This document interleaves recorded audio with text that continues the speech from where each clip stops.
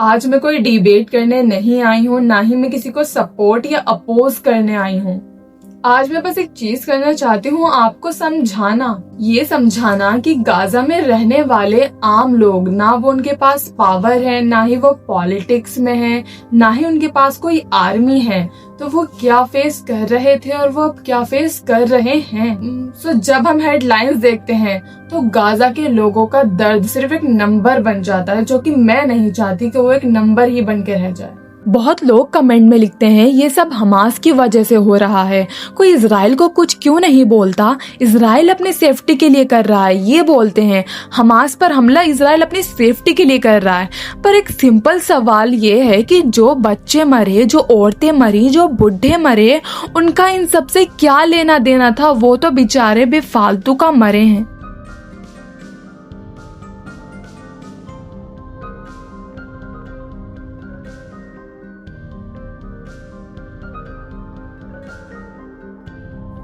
आज हम इसी सवाल का जवाब ढूंढने वाले हैं। मैं कोई हिस्ट्री लेक्चर नहीं दूंगी आपको, बस मैं उतना बताऊंगी जितना जरूरत है।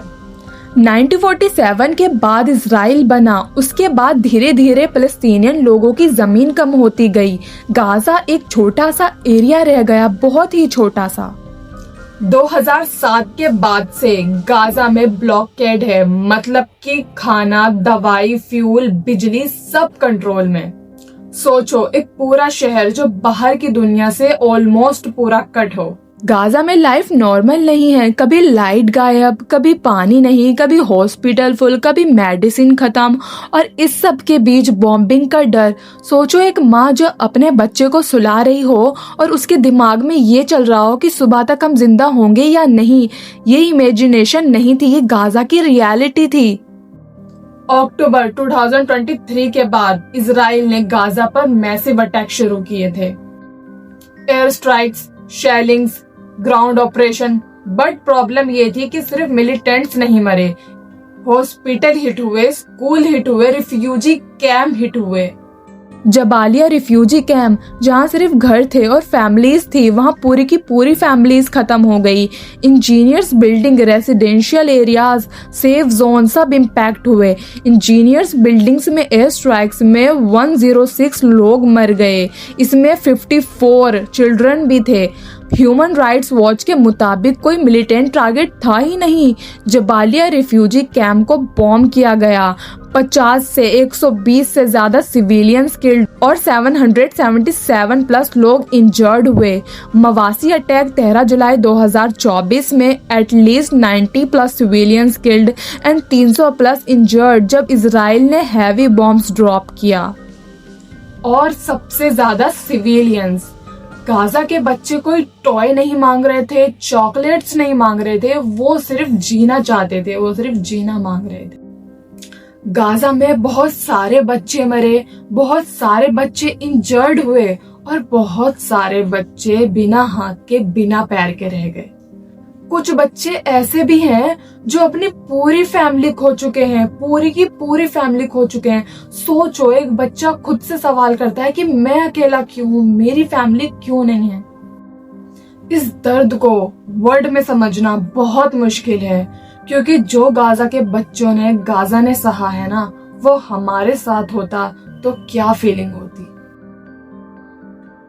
बॉम्बिंग के साथ साथ गाजा में फूड पर रेस्ट्रिक्शन लगा दी गई, मतलब कि एक वक्त का खाना भी मिलना मुश्किल हो गया था। बच्चे मल्टी न्यूट्रिशन का शिकार हुए, हॉस्पिटल्स में दवा नहीं थी, डॉक्टर्स बिना इक्विपमेंट के काम कर रहे थे। ये सिर्फ वॉर नहीं है, ये ह्यूमैनिटेरियन क्राइसिस है। और जब इतना सब हो रहा था तो एक सवाल उठता है, क्या दुनिया चुप थी? क्या कोई सच बोलने वाला नहीं था? यहीं पर आता है UN, WHO और यूनिसेफ का रोल। UN, यूनाइटेड नेशन का रोल क्या होता है? यूनाइटेड नेशन का काम होता है जब कहीं सिविलियंस पर जुल्म हो रहा हो तो दुनिया के सामने सच रखना। की प्रेस कॉन्फ्रेंस में ऑफिशियल डाटा शेयर किया गया, कितने सिविलियंस मरे, कितने बच्चे अफेक्टेड हुए, कितने लोग घर से बेघर हुए। UN ने ये भी बोला कि गाजा में जो हो रहा है ना, वो सिर्फ वॉर नहीं है, एक ह्यूमैनिटेरियन डिजास्टर है। और UN के एक्सपर्ट्स ने ओपनली कहा कि सिविलियंस एरियाज पर अटैक इंटरनेशनल लॉ के खिलाफ है। WHO वर्ल्ड हेल्थ ऑर्गेनाइजेशन का रोल क्या होता है? उसका रोल होता है हॉस्पिटल्स एंड हेल्थ देखना। WHO की प्रेस कॉन्फ्रेंस में डॉक्टर ने बताया कि हॉस्पिटल बॉम्ब्ड हुए, ICU बेड्स खत्म हुए हैं, डॉक्टर बिना एनेस्थीसिया के सर्जरी कर रहे थे और बहुत लोग इस वजह से मर गए क्योंकि उनके पास ट्रीटमेंट पहुंच ही नहीं पाया। और WHO ने ये भी बोला था कि गाजा का हेल्थ सिस्टम कोलैप्स वर्ज पर है। मतलब कि गाजा में ना डॉक्टर सेफ थे ना ही पेशेंट सेफ थे। यूनिसेफ का रोल सबसे इम्पोर्टेंट होता है। यूनिसेफ का काम होता है बच्चों की प्रोटेक्शन। यूनिसेफ की प्रेस कॉन्फ्रेंस में जो बोला गया वो सबसे ज्यादा दर्दनाक था। उन्होंने कहा गाजा बच्चों के लिए दुनिया की सबसे खतरनाक जगह बन चुकी है। हजारों बच्चे मल्टी न्यूट्रिशन का शिकार हुए, बहुत से बच्चे ऑर्फन हो चुके हैं, बचपन ट्रॉमा में बदल चुका है। यूनिसेफ ने क्लियर वर्ड्स में कहा ये बच्चे नंबर्स नहीं है, ये जिंदगियां हैं। अब सवाल आता है प्रेस कॉन्फ्रेंस का मतलब क्या है? प्रेस कॉन्फ्रेंस का मतलब होता है कि ये सब बातें सोशल मीडिया क्लेम्स नहीं हैं, ये ऑफिशियल्स रिपोर्ट हैं, doctors, aid workers, UN observers की जुबान से। सो जब प्रेस कॉन्फ्रेंस होता है, जब UN, WHO, यूनिसेफ बोलती है तो पूरी दुनिया उसे सुनती है। फिर भी जुल्म क्यों नहीं रुका? अब यहाँ एक कड़वा सच, UN ने कहा UN बोल सकता है, WHO ने कहा W वॉर्न कर सकता है, यूनिसेफ ने कहा यूनिसेफ क्राई कर सकता है, पर फोर्स उनके पास नहीं होती है। डिसीजन पावरफुल कंट्रीज के हाथ में होती हैं, इसलिए वार्निंग्स के बाद भी गाजा में सफरिंग चलती रही। मैं आपसे ये नहीं कह रही कि आप किसी साइड की सपोर्ट करो, बस हमें जुल्म को सपोर्ट नहीं करना। ज्यादातर मरने वाले बच्चे थे, बुढ़े थे, औरतें थीं। लोगों को मजबूरी अपना घर छोड़ना पड़ा, पूरा शहर तबाह हो गया। भूख को वेपन बनाया गया, भूख से लोगों को आजमाया गया।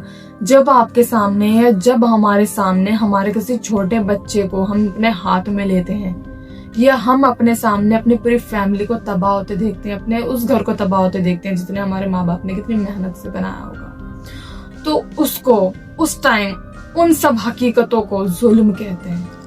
मैं ये भी क्लियर करना चाहती हूँ, वायलेंस कहीं से भी हो, गलत गलत है। हमास ने भी गलत किया। इजराइल का कहना था कि वो अपने डिफेंस कर रहा था। इजराइल का साफ कहना था कि उनका ये ऑपरेशन हमास मिलिटेंट्स को टारगेट करना था कि ना कि सिविलियंस को।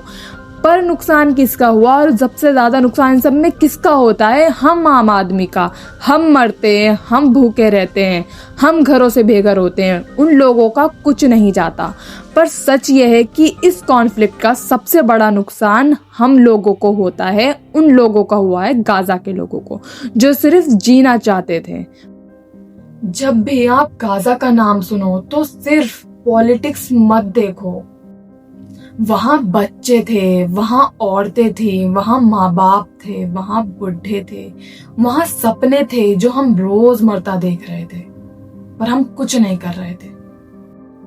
अगर आपको दर्द महसूस हुआ है या आपको भी थोड़ा बहुत फर्क पड़ता है तो प्लीज मुझे कमेंट करके जरूर बताइएगा, क्योंकि इंसानियत का साइड लेना कोई जुल्म नहीं होता।